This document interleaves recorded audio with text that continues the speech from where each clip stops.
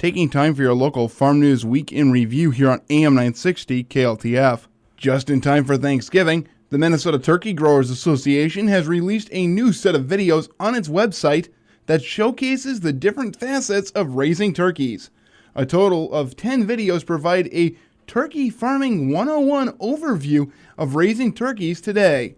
The videos include raising turkeys, a family business, raising turkeys in barns, caring for young turkeys, feeding healthy turkeys, a focus on bird health, a healthy living environment, the scoop on turkey poop, the cost of care, market bound, and avian influenza and me. Since many people have never been inside a turkey barn, these videos are designed to help get a up close and personal with turkeys and what's involved in the day-to-day operations of running a turkey farm, says Minnesota Turkey Growers Association Executive Director Steve Olson. From feed and nutrition and animal health to the scoop on turkey poop, we cover all the major aspects of raising turkeys today.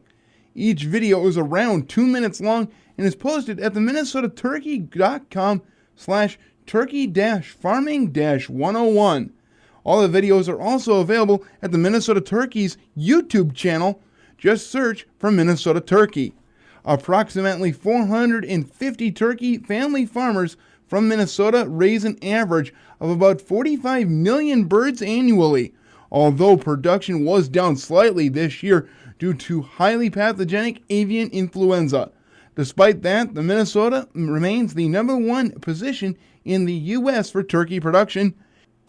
Each turkey raised in Minnesota brings $17.46 in economic value to the state, which means Minnesota's turkeys and farmers who raise them generate over $800 million in economic activity in the state.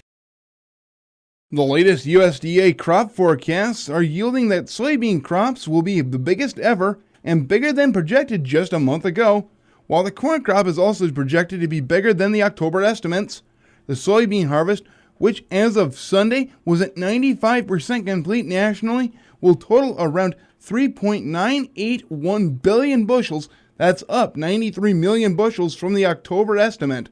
The USDA says in a monthly report, this according to the World Agricultural Supply and Demand estimates. The increase is mainly due to higher yields in Iowa, Illinois, and Minnesota.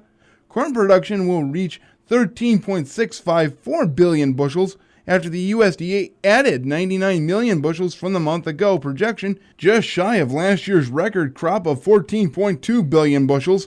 Yields are averaging around 169 bushels an acre, which is just under 2 bushels below last year when they were the highest ever. About 93% of the corn crop was in the bin, as according to the USDA. That was in a separate report. Several market contracts traded lower immediately after the release of the report, but eventually stabilized later in the day.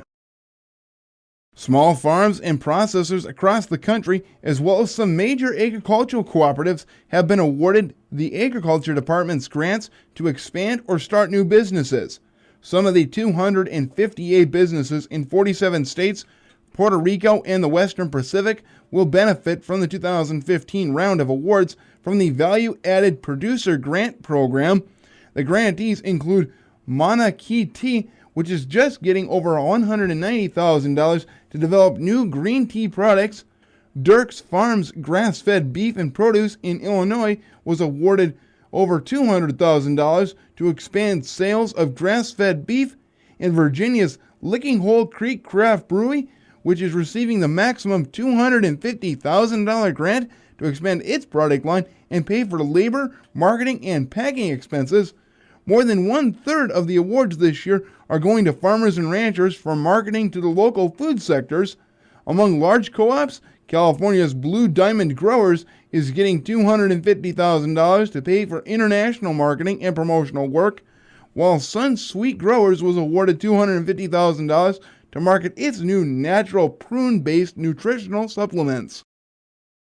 Agriculture Secretary Tom Vilsack this week announced that the U.S. Department of Agriculture will be investing $8 million in the Ogallala Aquifer Initiative in fiscal year 2016 to help farmers and ranchers conserve billions of gallons of water annually while strengthening agricultural operations.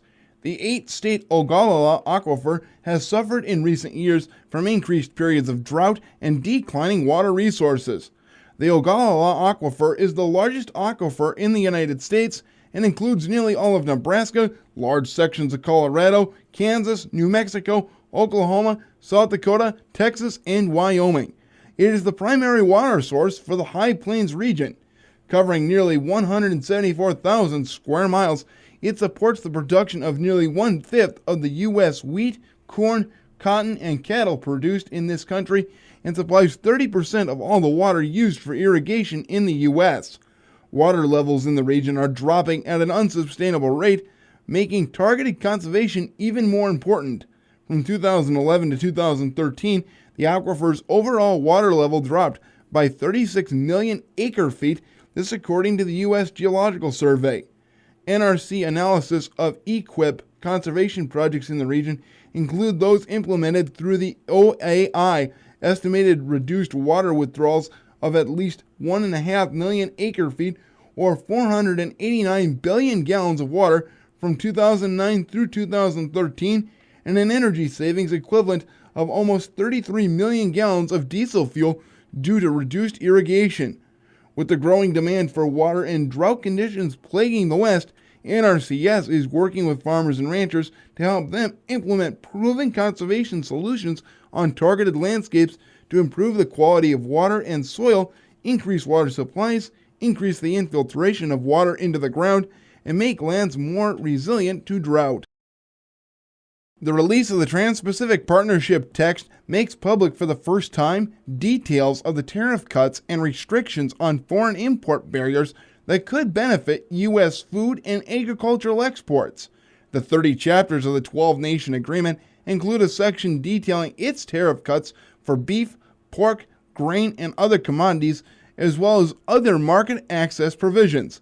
That chapter includes new standards intended to facilitate trade in agricultural biotechnology. The release of the text triggered the process for congressional and ratification of the deal under the Trade Promotion Authority law enacted this summer. The text of the trade agreement must be released at least 60 days before President Obama can sign it. Congress will consider it later this year. Separately, the White House sent a letter to Congress formally announcing the president's intent to sign the agreement. And that concludes this week's local Farm News Week in Review here on AM 960 KLTF. Farm news available anytime at fallsradio.com. This is Farm Director Scott Colum saying, thanks for listening.